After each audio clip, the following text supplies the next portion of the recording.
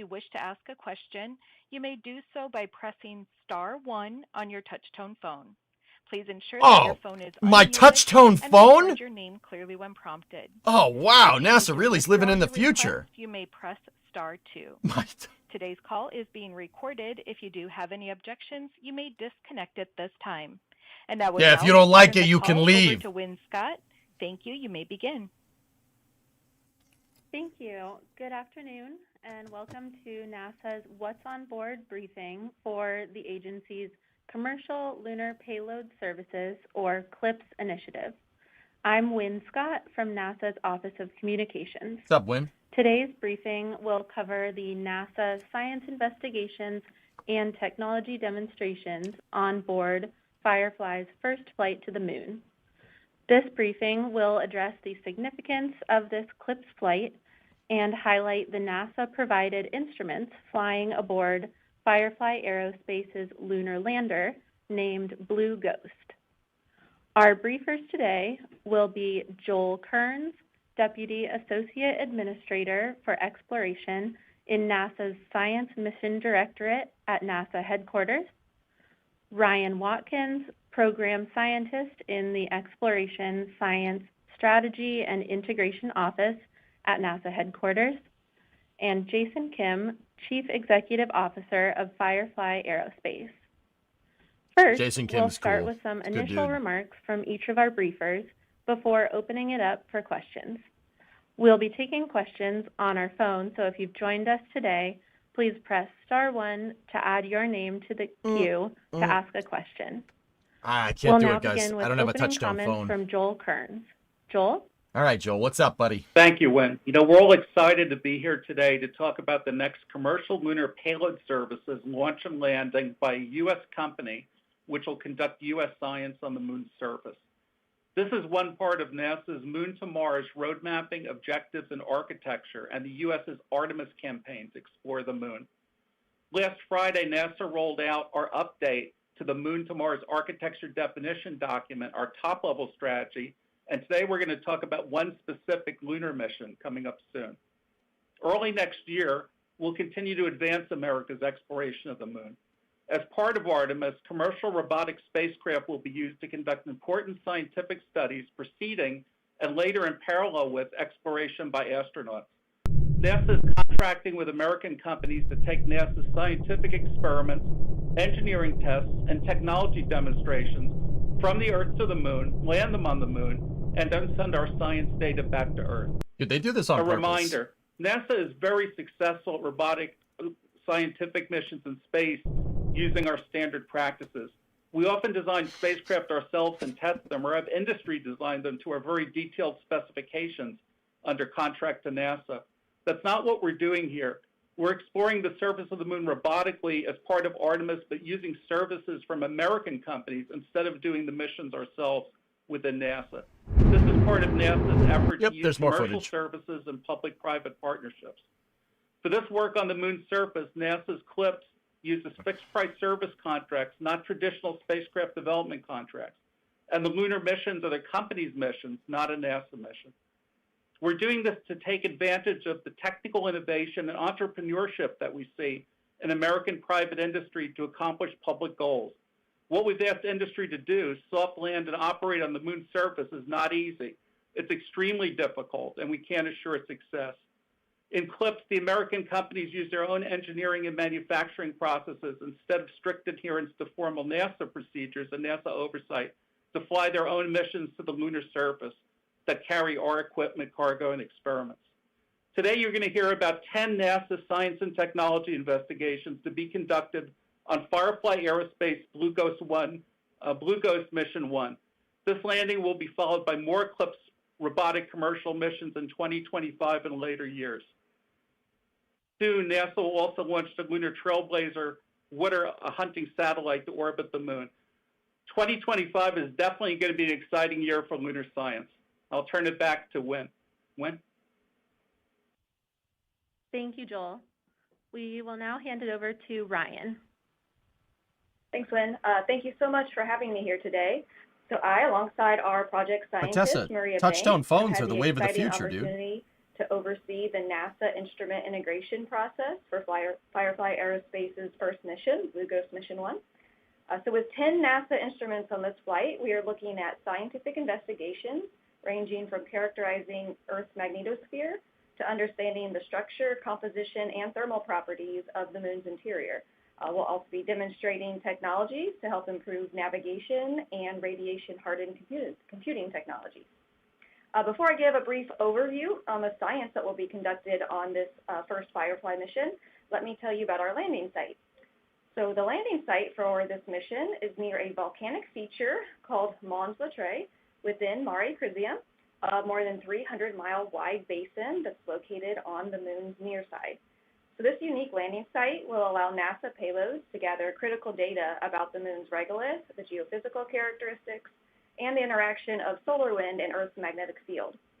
So this particular landing site was chosen because it avoids large magnetic anomalies on the lunar surface that could disrupt some of our payload measurements. It's also believed to have limited rocks in abundance, which will allow for safe operations with our onboard drill. In addition, this volcanic feature will serve as a good landmark for our terrain relative navigation capabilities on board the spacecraft. The NASA payloads on Firefly Blue Ghost Mission 1 will help advance lunar research and conduct several first-of-their-kind demonstrations, strengthening our understanding of the moon's environment, as well as helping prepare for human missions to the lunar surface. So this includes things such as testing the collection of regolith samples, testing global navigation satellite system abilities, again, testing radiation-tolerant computing, and the mitigation of lunar dust.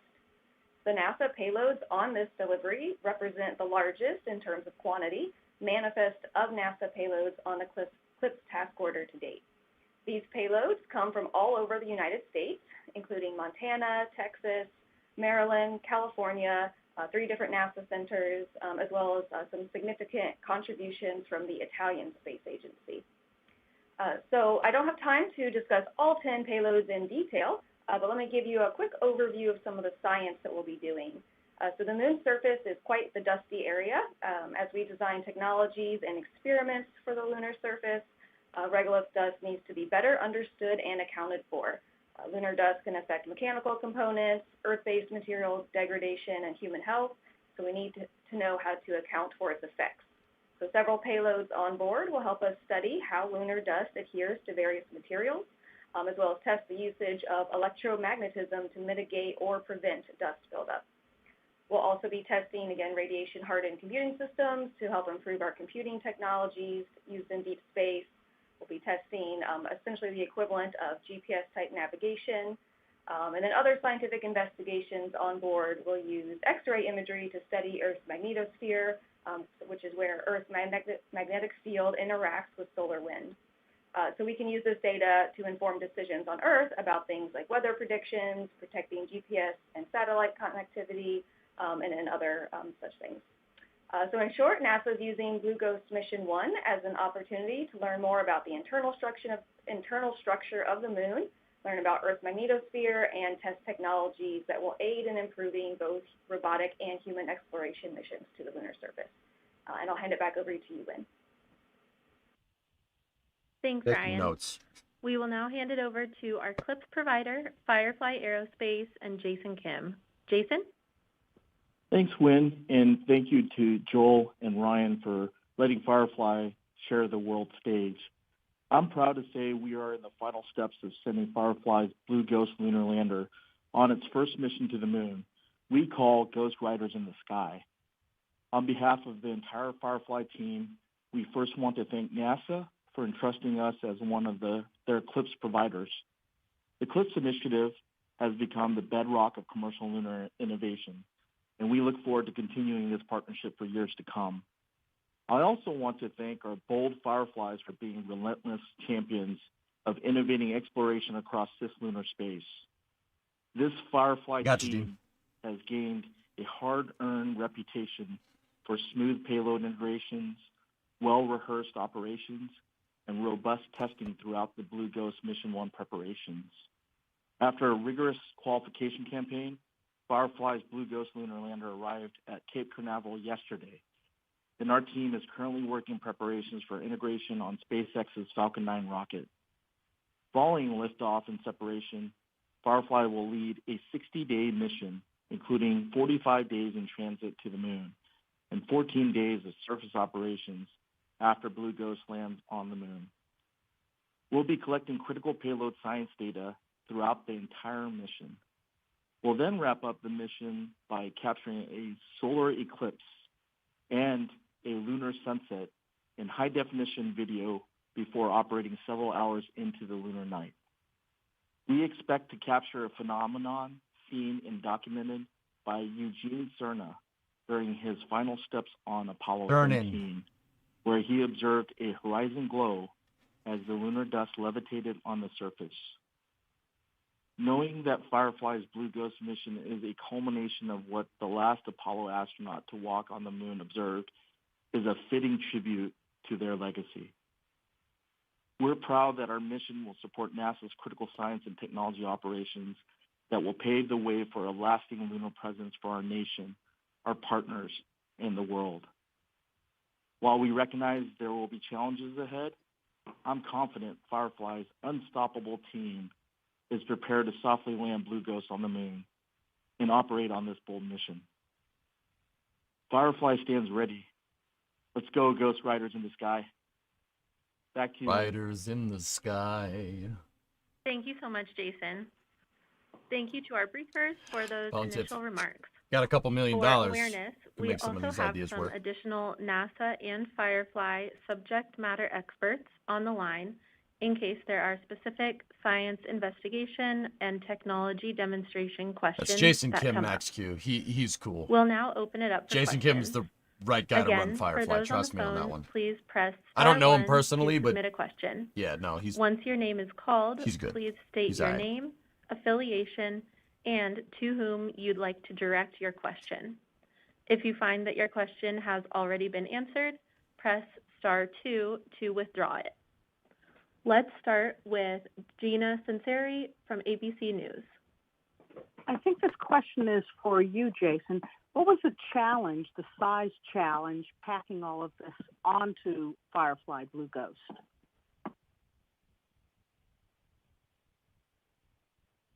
Blue Ghost is a very efficient lunar lander. It is capable of hosting a multitude of NASA science payloads to maximize the science value for the dollar.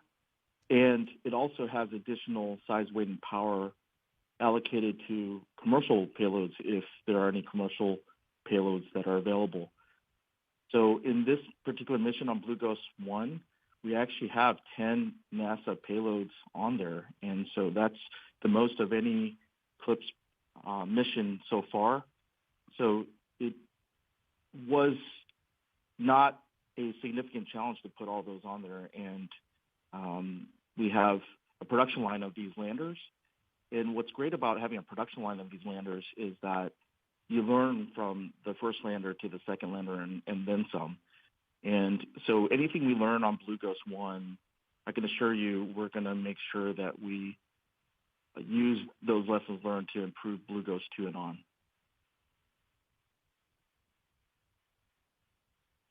Thank you.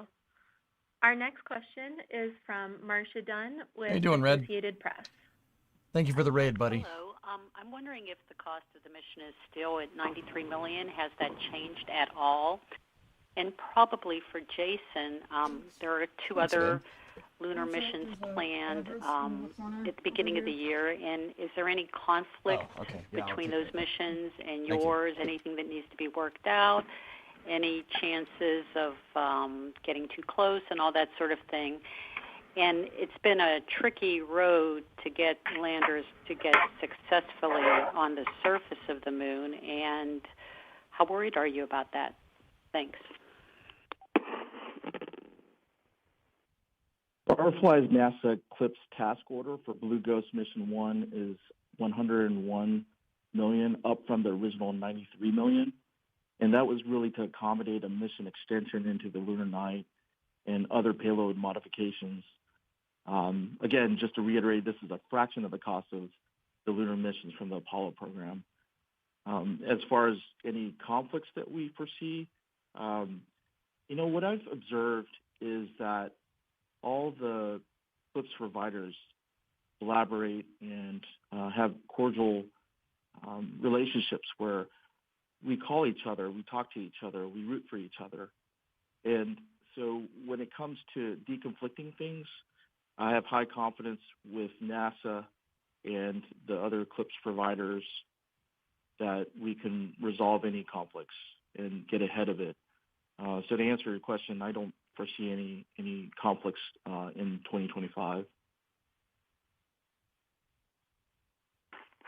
I guess I meant not just from a mission point of view in terms of who gets there first or who's successful or not, but rather any kind of flight conflicts, any transit conflicts, any landing conflicts, that sort of thing.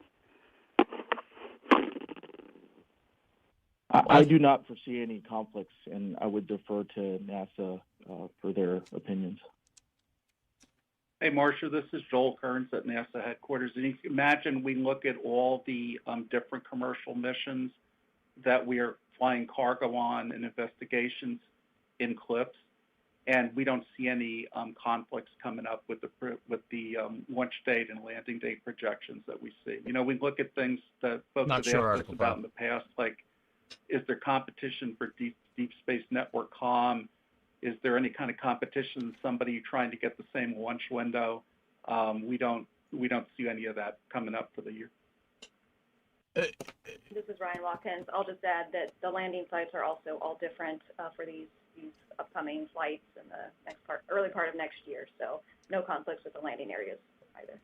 A mission that has a transfer window to land in a specific area on another celestial body or planet is always going to take priority over, say, like a Starlink mission, because orbital mechanics. Good afternoon. Question for Jason. Now it's that Jeff the Faust. Lander is at the Cape, can you talk through what you're going to be doing between now and the launch in about a month's time to get the lander ready? And I'm also curious if you can confirm a report last week that you're going to be sharing the Falcon 9 launch with the iSpace Mission 2 lunar lander. Thanks. Yeah, thanks, Jeff. I'll start with the second question. I would defer the answer to that to our launch provider, SpaceX. As far as the first question, I think the perfect person to answer that is Ray. She's our program manager on the Blue Ghost 1 mission. So over to you, Ray. Yeah, thanks, Jason. My name's Ray Allensworth. I'm the spacecraft program director at Firefly Aerospace. And to answer your question about what we'll be doing over the next month with the Blue Ghost Mission 1 lander, like we mentioned, it arrived yesterday. We'll really spend the first few days doing inspections and functional checkouts for both the lander itself as well as all of our payloads. We'll do kind of some housekeeping, final wipe downs, final RBF removal, and then we'll move into propellant loading activity, which takes up a decent amount of the time that we have in the PPF. And then we'll go into kind of that final integration with our launch vehicle provider at about L-7.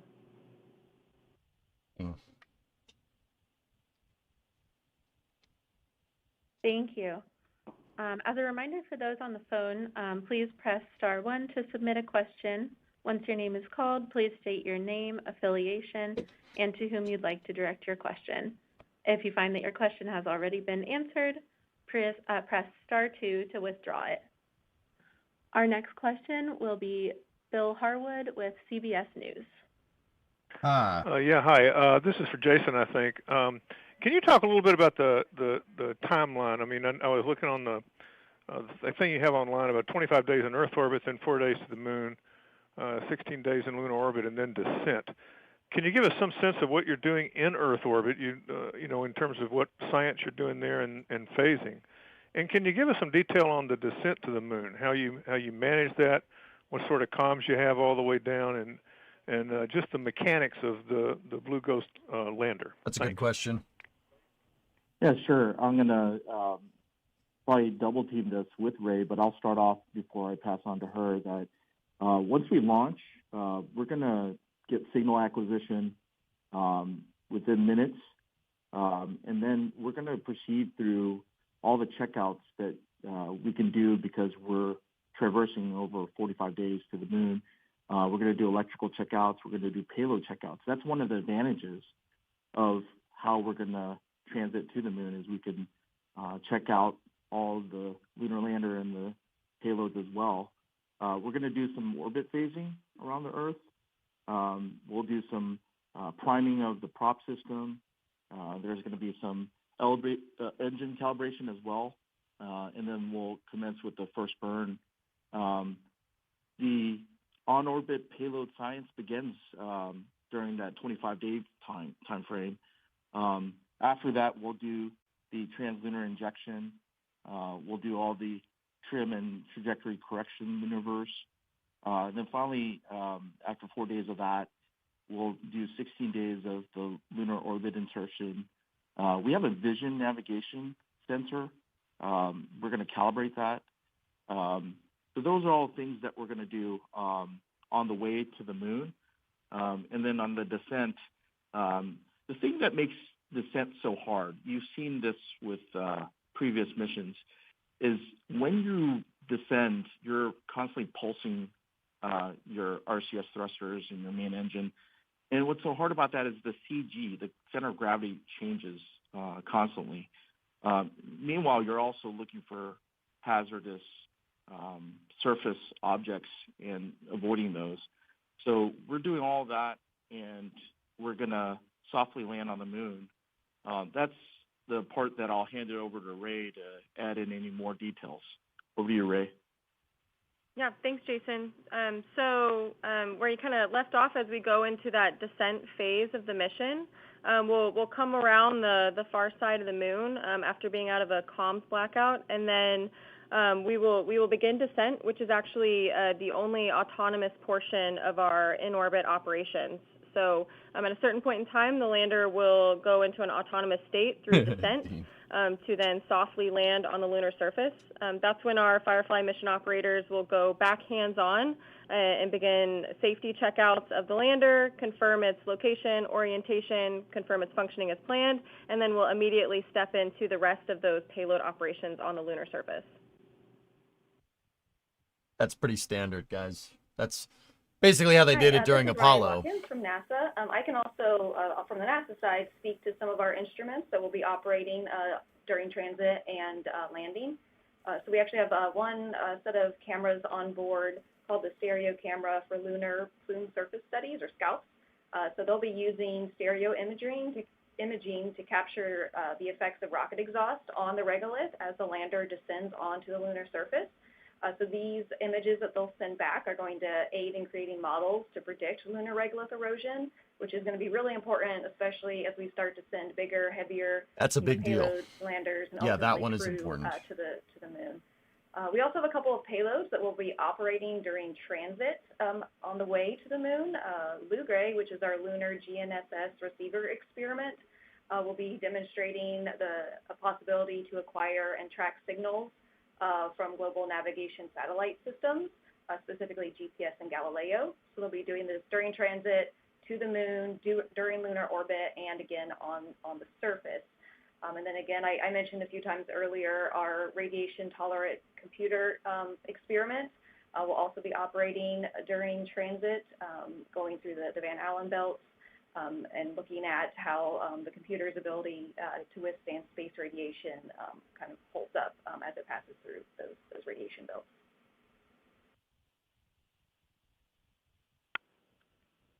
Thank you all. We could, Foz, if you wanted to. Our next question is from Vincent Martirano with CBS Austin. Yeah, hi guys. I think this question might be for Jason here, but you guys talk about what's going on the lunar lander and what you guys are going to be doing, from the phases in Earth's orbit up to the moon. But I guess the question is, what is the significance behind the research? What are you guys looking to accomplish from your guys' mission up to the moon? Well, I'll start by saying this is historic because, as a nation, we haven't successfully stuck a landing on the moon in over 52 years. What's even more significantly important is that this will be the first time a private company successfully sticks the landing, does a soft landing on the moon as well. So it just shows that the private industry, the commercial world, has a lot of affordable, responsive technology and systems that could provide NASA a frequent means to go to the moon and carry out all these high-stakes critical science missions for lower cost, as well as do it sustainably. We believe in a future of a very robust lunar economy. It is the gateway to other planets like Mars. And so just enabling the frequency of very affordable and high science value missions is what private industry is doing with this first Blue Ghost 1 mission. Hi, this is Ryan Watkins from NASA again. Just to speak a little bit more to the significance of the science that we'll be doing. So again, we've got a nice variety of payloads on board that will be understanding the lunar regolith, the geophysical characteristics. We're going to be measuring heat flow from the interior of the moon in order to better understand the interior structure. We've got payloads that will be looking at, again, the structure of the moon's mantle by measuring electric and magnetic fields. We've got, again, a couple of technology demonstrations that will help, support operations both on this mission and future missions, looking at mitigating dust buildup on different materials, as well as a payload that will be looking at the Earth's magnetic field and how it interacts with solar winds. And that's just kind of a really broad overview. Again, we've got 10 different payloads, all conducting really interesting investigations in science to help us better understand the structure of the moon. This is Joel Kearns from NASA. I'd like to add to Ryan that, science enables exploration, and exploration enables science. We say that at NASA when we look at Moon to Mars. We get recommendations from the National Academy of Sciences for what our scientific goals are and what our major scientific questions are that the nation should pursue in space through a series of reports called decadal surveys. And NASA used those decadal surveys to help build our Moon to Mars objectives, which are available publicly. The individual investigations we fly, particularly the scientific investigations, tie right back to those Moon to Mars objectives for science, and the technology development and the engineering demonstrations that we do tie back to the other objectives that are part of the Moon to Mars objectives. So no individual experiment on a 14-day mission will be able to totally answer a scientific question from a decadal survey or totally answer a Moon to Mars objective. But these 10 investigations make progress on the way to accomplishing those objectives. They're a data point. That's why there's a lot of different landers, guys. That's right. Thank you all. Our next question is from Will Robinson with Spaceflight Now. Hi there. Thanks so much for taking the time to speak with us today. Believe my question is to Ryan Watkins, although Jason, since you brought it up, if you can chime in, that'd be great as well. In an earlier comment about the cost of the mission, it was mentioned that it was changed in part due to other payload modifications. I wonder if you could expound upon what changed specifically from the original vision of this mission to what it is right now. And then a quick question to Ryan as well. The payload called Planet Vac that will be suctioning up a sample of lunar regolith, following the analysis, what happens with that? Is that going to be preserved for potential future collection years down the road, or just deposited back in the lunar Probably surface? not written to boil off. It's too much time. Yeah, great question. Too much for transit this time. is Ryan Watkins. So for your second question, are you asking what is going to happen with the samples they're collecting, or just with the data behind the experiment? Just so I make sure I understand the question. With the physical samples themselves. Yeah, so this particular mission, there's no samples that will be returned. So I will answer part of your question and then perhaps hand it over to our project scientist, Maria Banks, to maybe give some more details. So Lunar Planet Vac will be collecting regolith samples from the lunar surface or using a burst of compressed gas to kind of drive the regolith into a sample chamber. So they'll be collecting and analyzing that data and then transmitting the results back to Earth, and that data will be archived for future investigators. As far as kind of what they're doing beyond that, I'll let Maria, if she's on, handle the rest of maybe some more details on that question. Hi, this is Maria Banks. So what Ryan says is absolutely correct. And yes, there's no sample return. So the samples, it's really just testing the technology to see if it can actually use this technology to successfully take a sample of our very fine lunar regolith and other size particles in the regolith as well. And so the data will be captured with images that will be archived, and so that will be available to the public to learn more about the success of that technology and to actually see what samples were acquired and what that looks like, and they'll be able to get some science out of that as well. But otherwise, the samples will just stay there on the surface in the instrument. There's no plan to collect them at any point at this point. They're basically just going to test that their sampling. And this is Joel Kearns from NASA. I want to address the first question you posed about the contract value for the landing.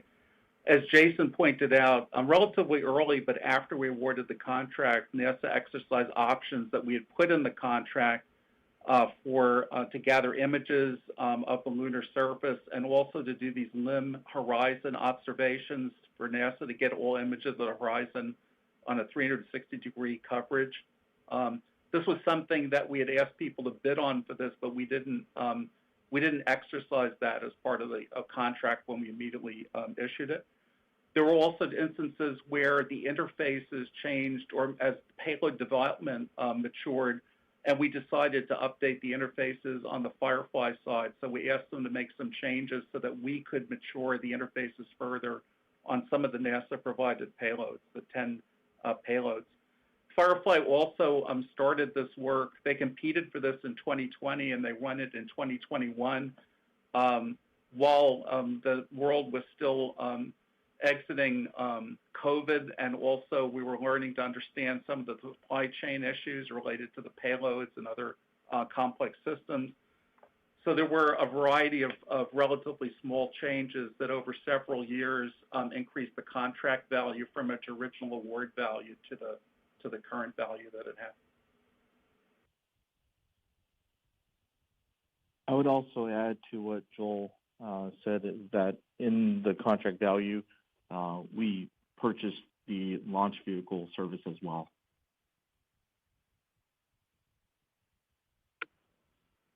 Thank you all.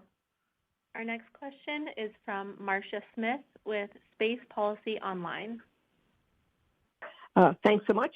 This is Marcia Smith with SpacePolicyOnline.com. And I just wanted to clarify with Jason that the NASA payloads are the only payloads on this. There are no other customers that you have. And secondly, I'm curious as to whether or not you've learned any lessons from the flights by Astrobotic and Intuitive Machines. That's a good either question, in terms too. of the design of your lander or in the operations of it between here and the moon and during landing. Have there been any lessons learned that they've shared with you? Something I haven't done in a long time. The majority of our payload capacity on Blue Ghost Mission 1 is allocated towards our 10 NASA-sponsored payloads, which is, again, just to reinforce, that's the most that's been carried to the moon to date under the CLIPS program. We are flying some very small payloads from LifeShip that encompasses a memory card of Moon Mars artwork. And so that answers that question. As far as learning from other companies, that's something that I was advised to do, and I thought that was a great idea. So I've spoken to each of the other CLIPS providers that have gone to orbit and talked to their CEOs, and it's been a great conversation. We expect to continue those conversations. I think both prior CLIPS missions, the CEOs were very transparent, and so you could look at a lot of documentation on how each of those programs went. So there's some systematic learning, systematic process learning. There's also hardware learning and software learning. And so those are all the things that we work together to share notes on, and we'll do the same with Blue Ghost 1 in the essence of ensuring that the CLIPS program is successful. Well, yeah, this is my ESA book. Thank I got you. it from the ESA. Our next question is from Irene Klotz with Aviation Week. Thank you. I have two questions for Jason. Hi.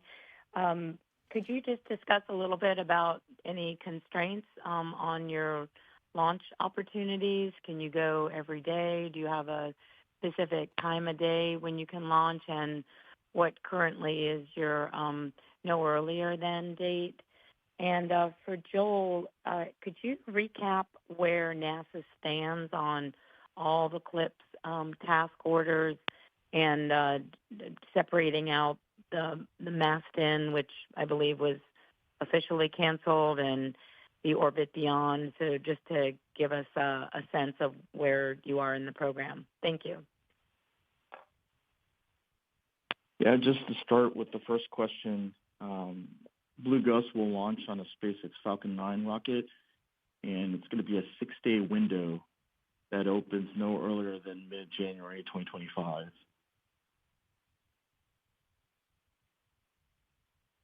And this is Joel Kearns from NASA. We're pursuing with industry all the task orders that we've awarded, with the exception of the two you mentioned. You know that Mastin went into Chapter 11 reorganization and was eventually sold off. And one of the original three CLPS task orders, as you mentioned, the company withdrew relatively early from pursuing that task order delivery. We have two other task orders with Firefly to come in the future. One is called CS3 to land on the far side, and one is a complement to that called CS4 to do an in-orbit calibration beacon for the instruments that'll be on that far side landing. I would say, for more detailed information, I would say go to the NASA website, but the task orders, we have several other task orders where the companies are working to fly them in 2025 after the Blue Ghost Mission 1, and you'll hear about those as the companies get closer to launch, and we have follow-up what's on board telecons like this one.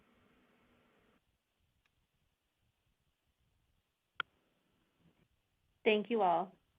Our next question is from Manuel Mazzanti with Exploración Especial. Thank you so much. How are you?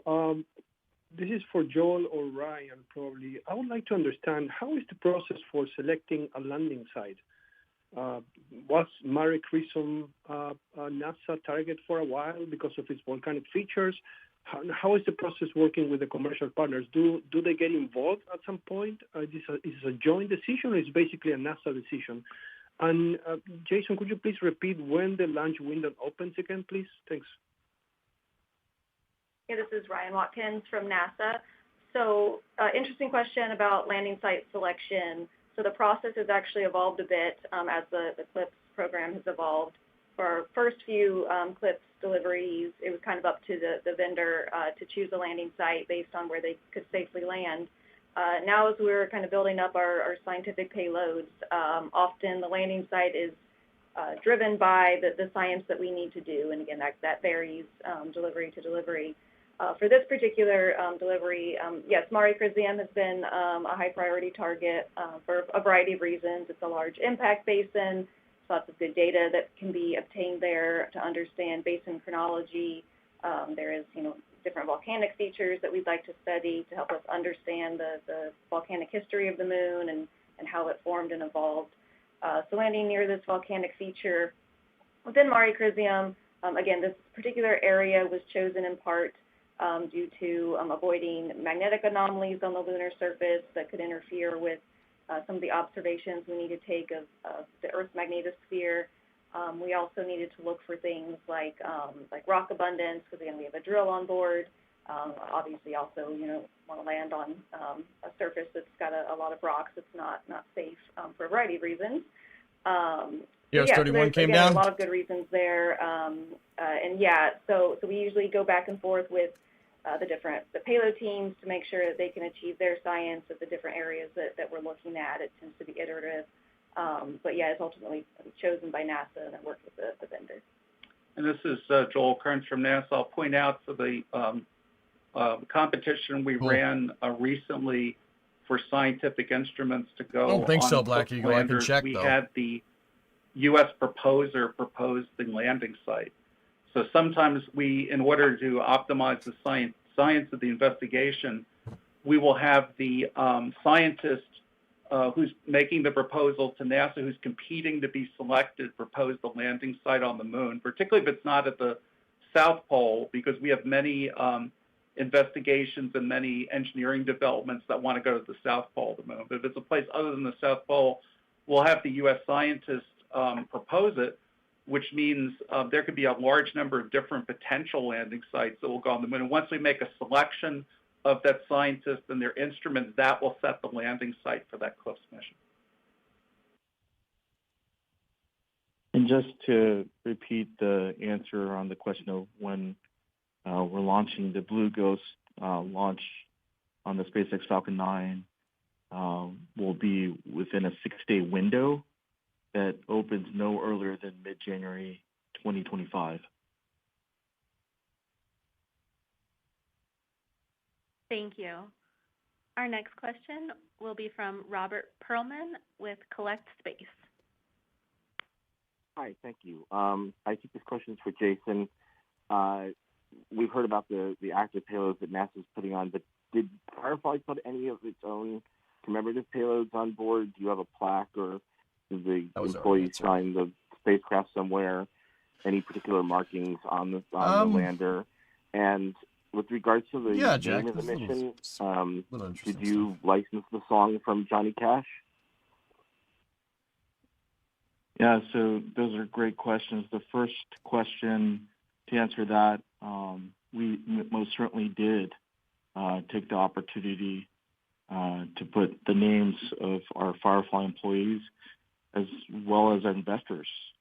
So that's something that we're very proud of, to have your name associated with a vehicle that's going to land on the moon and stay there is quite inspirational. So that's something that we're looking forward to. Blue Ghost and the Ghost Riders in the Sky name, I'll just go back to just rewind a little bit. Why do we call it Blue Ghost? It's named after a firefly species found in the southeast region of the United States. For fireflies that have this distinctive blue glow. And then our mission name, kind of going along the same theme, Ghost Riders in the Sky, further plays into that Blue Ghost theme. And right back. Being one of the first commercial landers on the moon, Blue Ghost is essentially forging a highway to the lunar surface. And that's going to enable regular access for both commercial and government customers. And so it really plays well with, Ghost Riders in the Sky. It's a nod to the team and to this long trip. And so that's why we named it that way.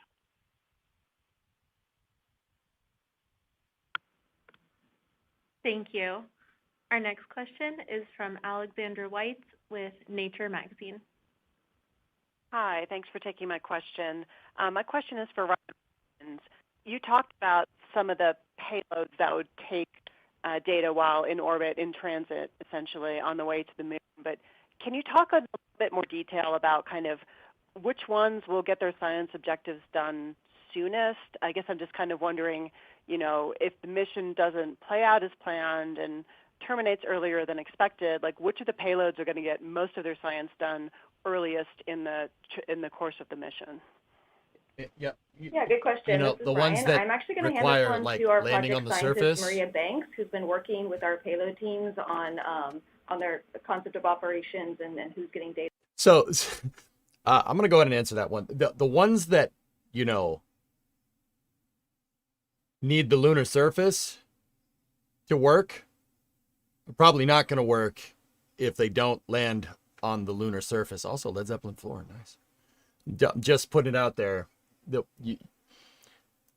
the way to the moon, they'll already be getting science. So that's RAD PC, that's our radiation tolerant computer, and LUGRA, which is the one that's looking at the GNSS signals all the way from Earth at different time periods in transit on the way to the moon, and then at the moon and on the surface there too. So those are the main ones that are operating in transit. Then the Scalps cameras they get to shine as we're descending down to the surface. As Ryan was mentioning, they're capturing images in stereo, so they're going to look at that plume surface interaction. So, and then they're going to operate very quickly right away on the surface too, to also take images as literally the dust settles. And then basically those first 24 hours on the surface are very, very busy, and just about all of our payloads are operating at that time. The only ones that aren't are maybe they have a few like thermal issues that need to, I won't say issues, that's the wrong word to say, thermal conditions that they need to keep an eye on before they can operate. Our Lexi instrument, which is going to be looking at the magnetopods, they need to get into operational temperatures, so they need to warm up, so they may not be able to operate for the first 24 hours, but we'll keep an eye on that and get them operational as soon as we can. Same thing with the Lister drill. They have to also wait until the conditions are right for them to go ahead and operate. But all the other instruments will be powering on within those first hours on the surface. I'm sorry if you hear dings in the background here. Yeah, the rest of them will be operating, so we should be hopefully getting data pretty quickly. It's very busy on that first day on the surface. Thank you. Our next question is from Leonard David with Inside Outer Space. Yeah, hi. Can you hear me okay? Yes. Okay, great.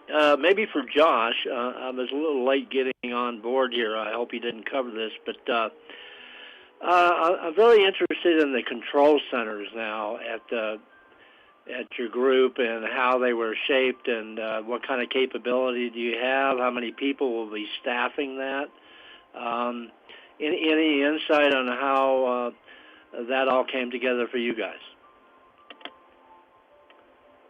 Joel, I think that was a question for me. This is Jason.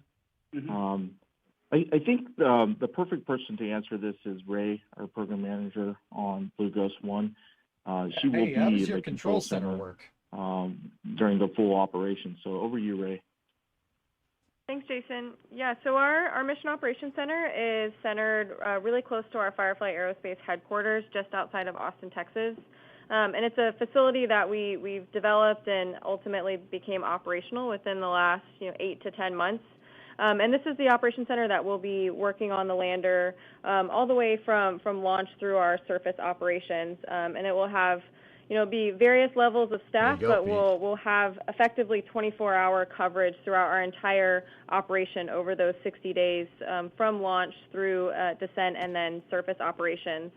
And I think one of the things that's really special about this Mission Operations Center are the operators that will be in there. They are largely engineers that have worked on the program for many months, if not many years.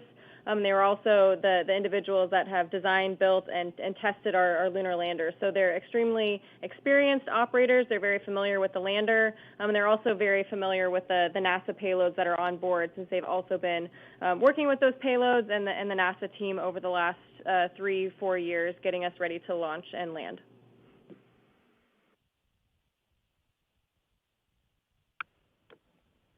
Thank you. We have time for a couple more questions. Our next question is from Josh Dinner with Space.com. Dinner? Hi, Josh Dinner with Space.com. Hey, I think my question is for Jason. Once the end of mission arrives, about how many hours into the lunar night is the lander going to remain operable? It's going to be operable for another 5 hours. And so we're going to test the limits of operating within the lunar night. Cool. Thank you. Our last question will come from Bill Harwood with CBS News. Second question. Hey, for thanks Bill. very much. Just a couple of quick ones. One for Joel. is there a cost associated with the NASA-sponsored instruments, or is that folded into the overall contract value you talked about earlier? And for Ray, I was looking for a bit more detail on the landing sequence. I was wondering, what is the altitude of the low lunar orbit that you're going to drop down from? And could you just talk a little bit about the engine firing sequence and how you get down to the surface?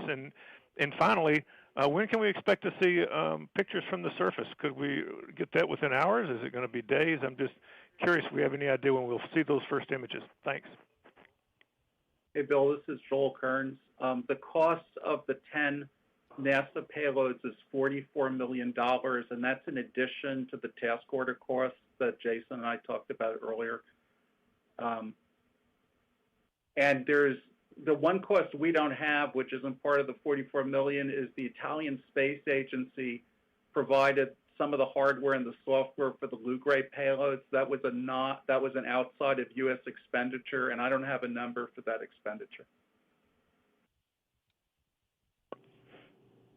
I can take the second half of that question. You asked about photos and when we should expect them upon landing. We've hoped to have our first image within about 30 minutes of a nominal landing using our S-band antennas. However, the timing is largely dependent on our data availability, which varies depending on which position, basically the position of the spacecraft after landing and the position of our ground stations on Earth. Within a couple hours of landing, we'll also deploy and calibrate our X-band antenna, which will then allow us to downlink HD, so high-definition imagery and video at a much faster data rate. You also asked a little bit about our kind of descent ConOps. So the lander, once it's in lunar orbit, it will effectively do some phasing orbits to get to a lower lunar orbit. And it's a trajectory that's been really specifically designed for us and this mission.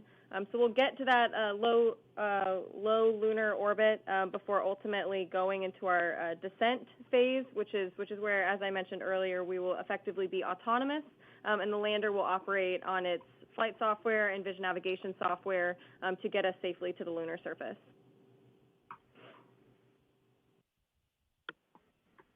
Pretty standard for a small lander, everyone guys. who submitted questions, and thanks to today's briefers for taking the time to discuss NASA's CLIPS initiative and Firefly's upcoming mission, Blue Ghost Mission 1. As a reminder, Firefly is scheduled to launch aboard a SpaceX Falcon 9 rocket no earlier than mid-January. Thanks again for joining us. That will wrap up today's briefing. That was useful. Good stuff, man. So, in the time that press conference happened, CRS-31 landed, and SpaceX posted this. You guys might want to see this.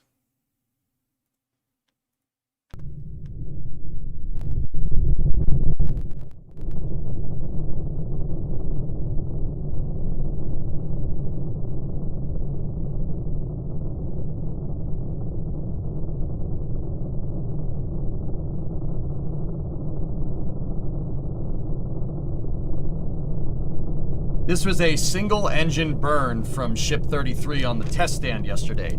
Ship 33 is actually back at the build site right now. Since this was 24 hours ago, basically. Yeah, Ship 33 has already been taken off the test stand and moved back to the build site right now. That looks like a Raptor 3. It's not. Yeah, I'm pretty sure it's not.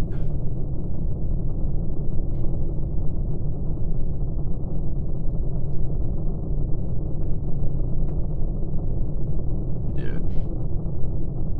I'd like to add that this was probably like a 2 to 3 second burn.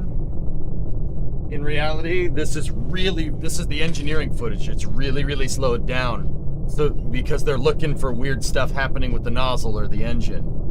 Yeah, this is in slow-mo. Yeah. Uh-huh. It's not a Raptor 3, Graham. There's no way.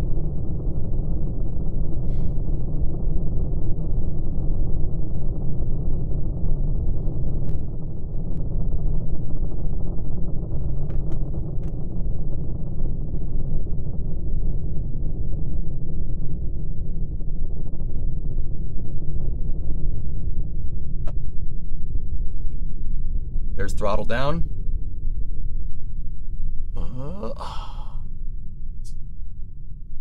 Very smooth shutdown.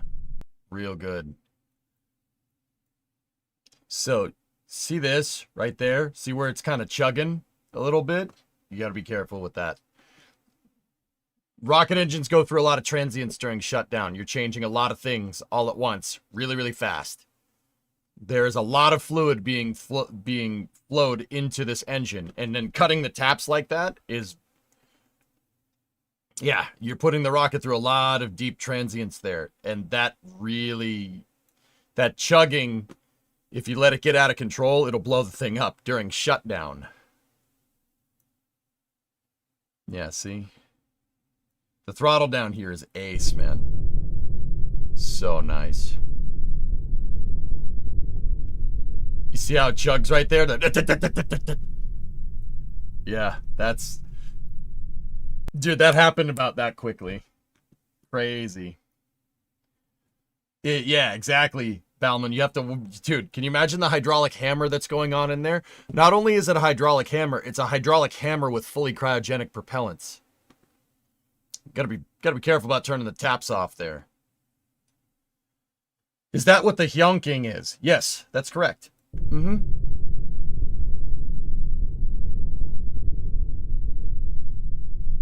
Oh, that's super cool.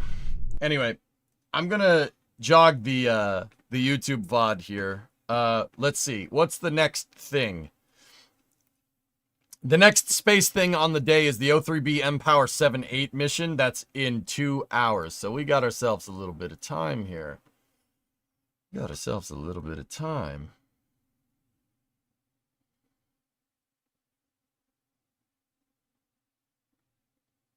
Trains? Workers?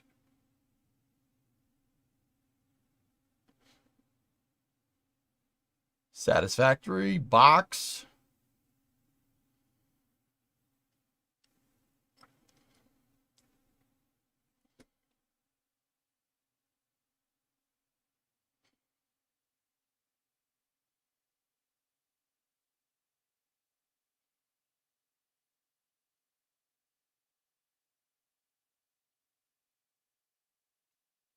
Borve, people didn't really watch.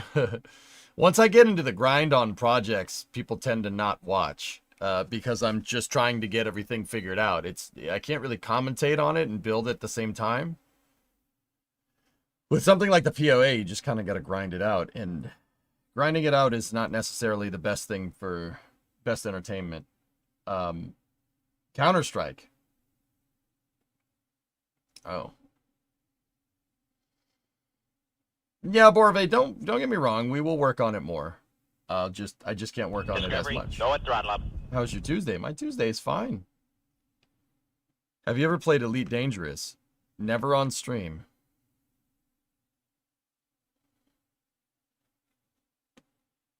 You never seen me play Counter-Strike? Has anyone said trains yet? Yeah, only about 1,000 times.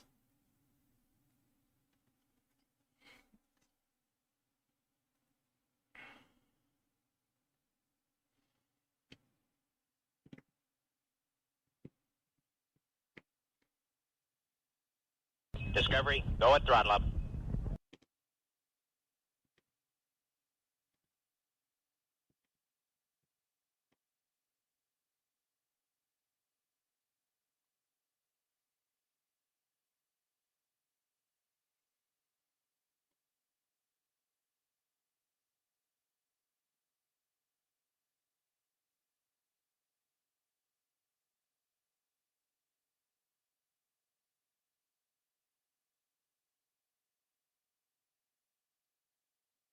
Do car stuff? All right, Eagle.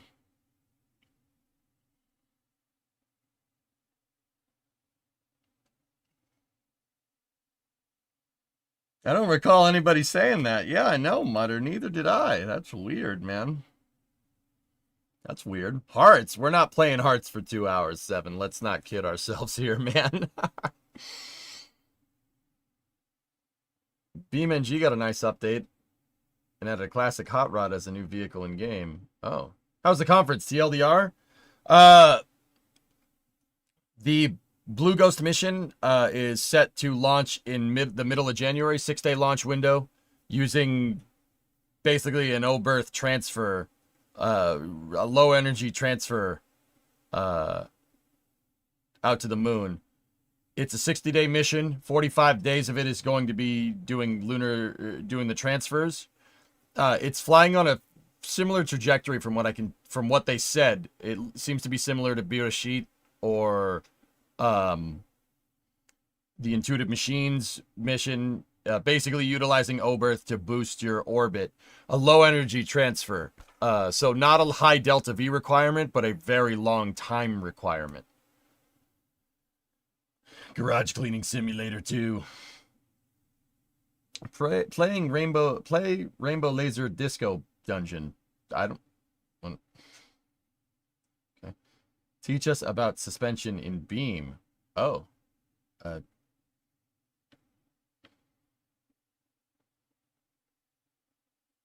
I wanted to play KSP. Do you not want to do that? Or... Guessing the garage is cold? Actually, it's not too bad. There is some work to do in the garage on the 59. I have to drill and tap some holes in the transmission. The problem is that that's not going to take 2 hours. It's probably going to take longer than that.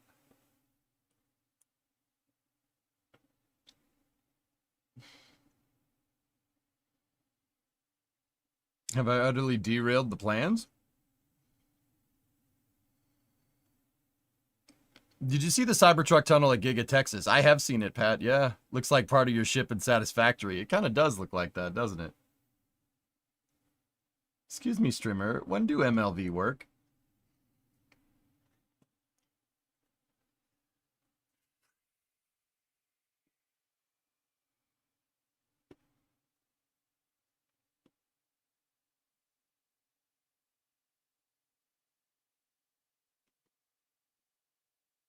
You could test the community fixes patch mod with your high part count ships to compare performance. That's what I was thinking. Hallengar. So let me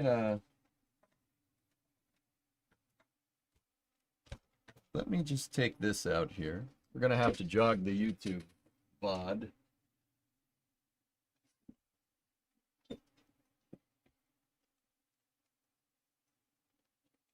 Is that community fixes mod on CCAN? And I need to see the patch notes for it if it is. Are we playing anything today?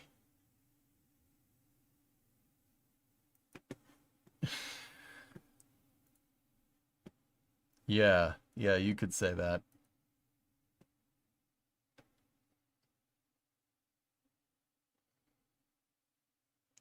I got pissed at workers last night. Workers made me very unhappy.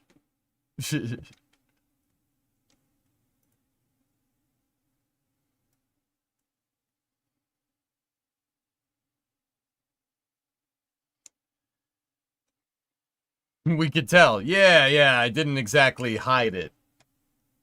What happened? I had a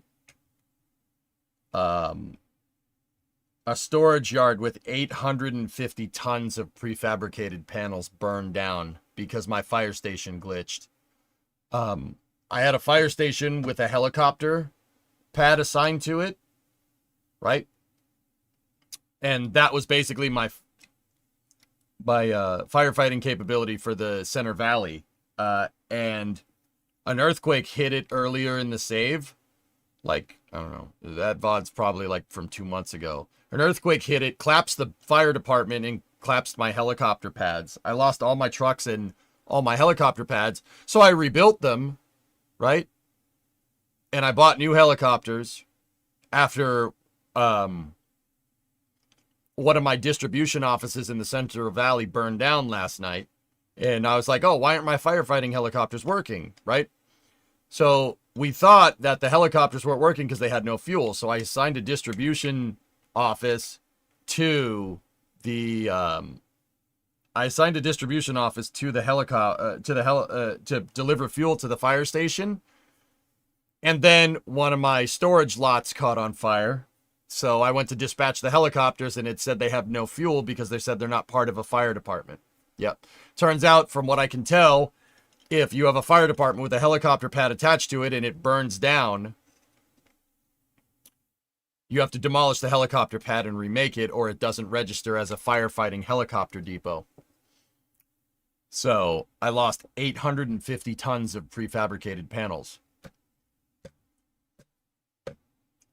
That's why I was pissed off, because I fixed the fire station and the game said the fire station was good to go, and then it wasn't. Yeah. Yeah, probably, Sneaky. Yeah, I rage quit. I had enough, and I wanted to log off. It shouldn't be that big of a problem. It's just an impedance. That's all. That means more Derail Valley? I don't know, maybe. That sounds very Soviet in terms of bureaucratic snafu. Yeah, right.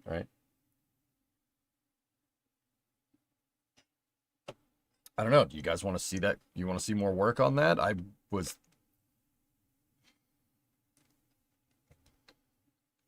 wanted to really test out that community fixes. Are we going to play workers today? We could probably pepper it in, I guess. Last for the patch notes.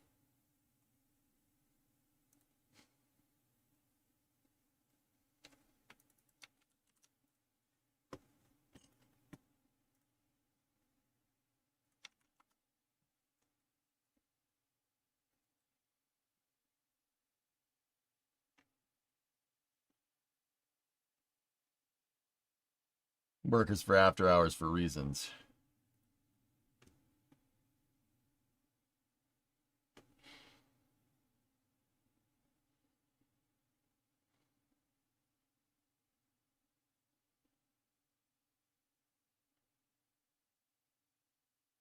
You have an opinion on EVE Online?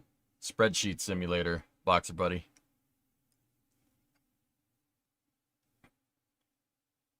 Why upset? You got millions of rubles. You don't stay rich by pissing away money, Willie.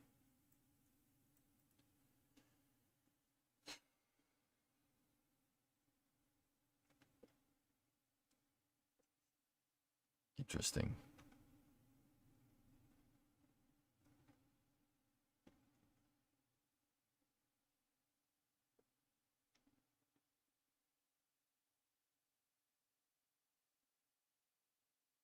Interesting.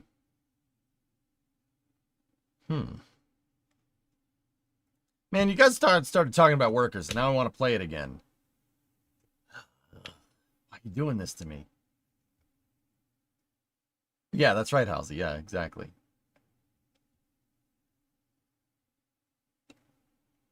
Nah, trains?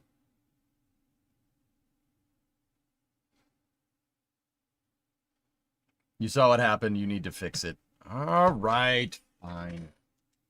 Want to get some time to do these community fixes, though. I want to test that with KSP, but that's okay. That's okay.